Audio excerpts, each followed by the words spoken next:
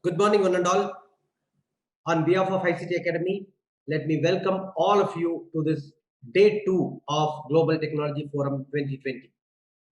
Global Technology Forum is one of the largest convergence of researchers, academicians, research scholars, scientists, and experts across the globe discussing on various advanced technology topics for the period of 5 days, starting yesterday.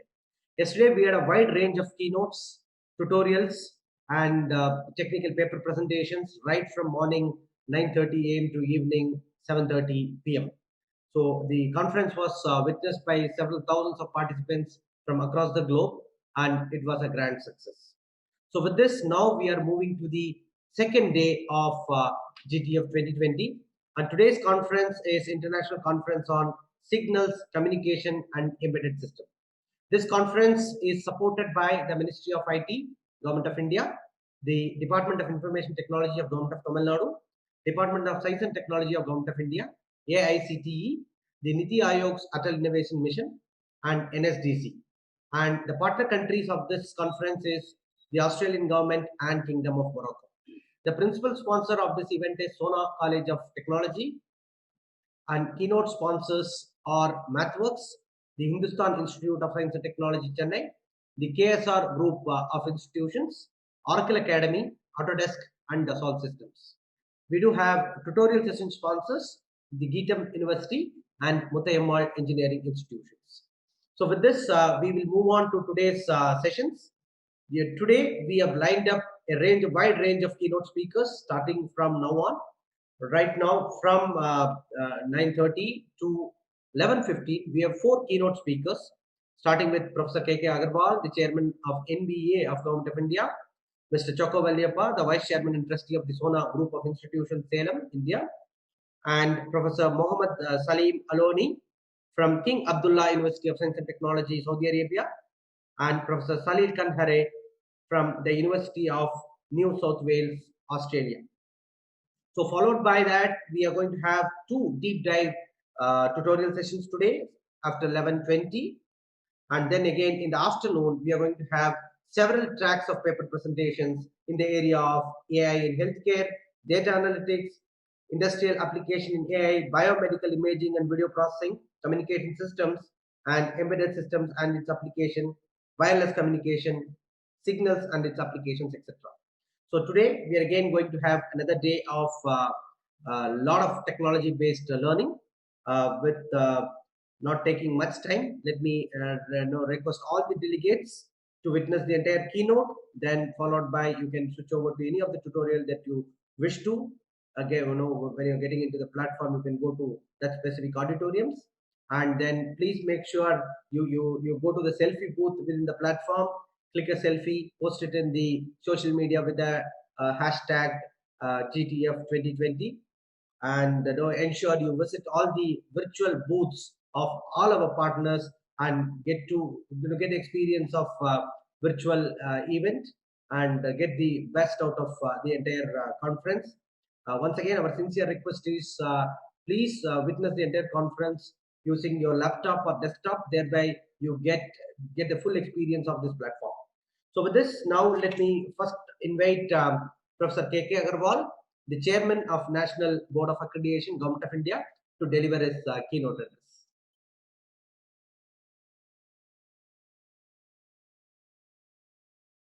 I'm so happy to be here this morning talking to distinguished delegates from all over the world, and I'm thankful to the ICT Academy to make me a part of the Global Technology Forum 2020. I'm so happy that four concurrent conferences are being held under the auspices of this forum, which I really feel is a blessing in disguise, because these conferences could not be held in the physical mode. The ICT Academy has to go in for online mode, and that's probably a reason that we have, I understand, about 1,000 research papers being presented in these four conferences and about 5,000 delegates from about 30 countries attending these conferences. Now that makes it really academic festival in that sense, where the benefits of technology awareness and the latest trends in technology reach a very large cross-section of society all over the world. The persons, the scientists, the technologists, the academicians who are interested in technology and utilizing the technology will be immensely benefited by this. And I'm here to share a few minutes of your time on my perspective with the advancement of technologies as envisioned in this Global Technology Forum. Friends, as you are aware, the 4 conferences which are being held are on AI, robotics and automation, signals, communication and embedded systems, advances in sensors, energy and hybrid vehicles, advances in information, Internet of Things, high performance computing and edge computing. All these 4 areas by themselves are very complete transformative technologies in the very near future. As a matter of fact, some futurists do right, future has already arrived, and what we are discussing is probably already in the hidden form somewhere or the other emerging very fast. This is the nature of technologies these days, that the rate of change of technology is so fast that we can't even know when it has changed, when the new level of technology has come, and therefore it becomes all the more necessary for us, all of us, to keep updated all the time. I was looking at the list of speakers, keynote speakers, the delegates and other guests of honor in these conferences, and I am so happy that ICT Academy has been able to put almost who's who of technology in the world on one platform. I like to congratulate them once again. My dear delegates, technology is becoming more and more specialized. Every day we hear new versions, every day we hear new features being added, and thereby enhancing the power of technology, enhancing the spectrum of applications of technology, which will continue to happen even more, even at a higher speed from now onwards. But what impresses me most about the development of technologies these days is that these technologies, although they are primarily developed for a single domain application, they do not remain confined to single domain applications. Most of these upcoming technologies, whether you talk about artificial intelligence, whether you talk about augmented reality, virtual reality, Internet of Things, drones, blockchain, 3D printing, etc., etc., all these technologies, they might have been invented for some particular area of application in mind, but their reach and outreach is so great that they have made themselves very widespread, and that is a great satisfaction to all of us in the technology domain, that the technologies are being universally used. And that's also a challenge, that we must ensure that they are universally acknowledged. I also bring home a point on this, that is an incentive for us in the technology, that we can spend a little more on the development of technology, whether in terms of money or in terms of effort, because a little incremental effort at the time of development of features may help millions and billions of users in different domains, and that cost spread becomes negligible when it comes to it. As a matter of fact, as a computer scientist, I have always been saying the domain of computer science has always been that we make the life of the user easily. We try to spend a lot in R&D right from the beginning of history of computer science and information technology discipline, but making sure that the fruits reach as many people as possible and at as less cost as possible in the hands of the users. Right from the compilers, assemblers, touch screens, GUIs, all these were features practiced with that aim in view. And today when I look at the new technologies, artificial intelligence, for example, is not a technology which has been invented right now. I remember having taught artificial intelligence 35 years ago, but then we believe artificial intelligence is of no great use because we couldn't find great applications, because there were no great advances in data science, in data manipulations, and unless we could handle large volumes of data very effectively, applications of artificial intelligence were not very great. And therefore the subject per se, although having all the potential, did not rise to the occasion because applications could not be put together, could not be sewed together. So what is important today is artificial intelligence needs data science to be more useful, and data science needs artificial intelligence to be more useful. Internet of Things needs much more data to be useful, and our data application needs much more blockchain to be in the process. So all these technologies are very happily are synergistic to each other. They are supporting each other, they are pulling each other, and that gives us a bootstrap effect on all these technologies to be more useful to all cross sections of the society. Again, talking a word about artificial intelligence, even now it is being more used by doctors, it's being more used by finance institutions, it is being more frequently used by banking industry. Internet of Things is much more being used by health sector, is much more being used by agriculture sector. A blockchain which originally appeared for cryptocurrency. Now cryptocurrency may be a very small application of blockchain, and blockchain is now being used for tackling the complete supply chain management. It could be very useful in academic institutions for keeping track of the student right from admission till he graduates. It could be very useful in say accreditation. I am chairman of the National Board of Accreditation these days, where I can have the complete history of the institution right from beginning till how the institution improves cycle to cycle in accreditation. So blockchain, cryptocurrency is now practically a very negligible application of blockchain for which it was primarily invented. So friends, my point which I want you to take home is that these technologies are not standalone technologies. They depend upon each other to increase their utility.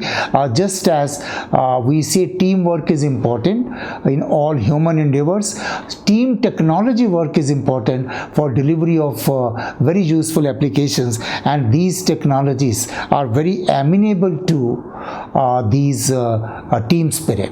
Internet of Things, for example, I was reading today the total number of devices connected on the internet is about 5 times the number of computers per se.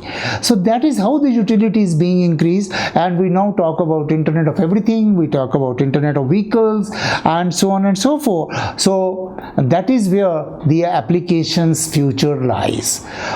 We from India have to be, and to some extent in the whole world, have to be very concerned with applying these technologies to agriculture, to health sector, to manufacturing, and to education.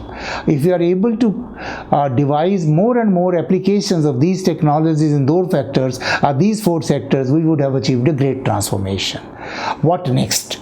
Friends, these technologies are here. They will keep on refining themselves, giving us more and more power. But what I see next is these technologies, which are now so far combining themselves informally, will go in for formal teams.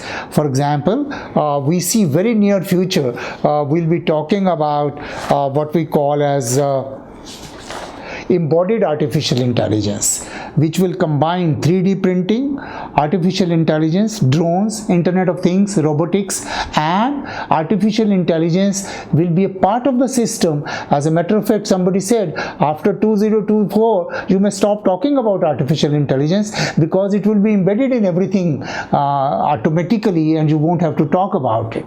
And similarly, people are now saying automation is enough, but we will have to now to go to intelligent intelligent automation, where we will use artificial intelligence and rapid automation, robotic automation to go further.